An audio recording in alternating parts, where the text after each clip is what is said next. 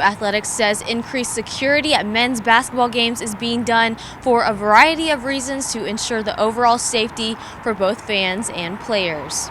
Purdue Athletics has increased law enforcement presence at games in Mackey Arena. They say this is due to reasons including capacity attendance and high-profile matchups. When asked about recent court stormings and if this could be an issue in Mackey, Mike Babinski says that's not the focus. There's just a lot more energy and intensity around every game. It seems like it's just continued to build here over the last couple of years as we've been that team. When you're a top 5 ranked team, basically for how many weeks in a row now, 30 plus weeks. We want to just make sure that we are ahead of the game in the event that anything would ever occur. The last time a court storming took place in Mackey Arena was back in 2008. Although Purdue is a high-profile team, court stormings aren't that much of an issue.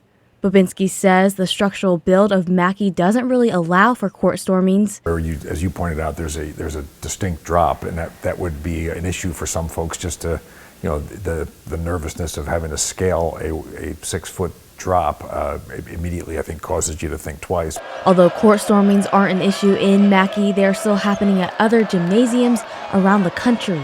Games these days are intense, and around the country, sometimes fan behavior becomes an issue. According to Purdue Athletics, fans of opposing teams have stormed their court after beating Purdue 6 times in 6 losses. This was within the last 2 years. After fans stormed the court in a loss against Nebraska, Purdue men's basketball coach Matt Painter mentioned increasing measurements around court storming situations. Painter's not the only coach to speak out this season. You really go back and see what he said. It was very reasoned and rational, as most of the things he says are.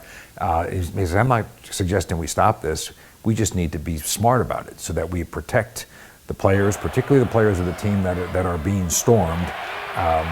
The losing team in this case, you want to get them off so he doesn't put them in a bad situation or potential conflict with fans. In agreement with Painter, Babinski says they don't want to stop court stormings from happening, but he does hope an agreement can be reached for college athletics around the country to make these situations more safe.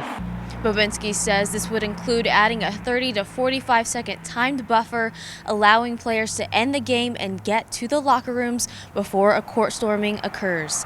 Reporting in West Lafayette, LSU News 18.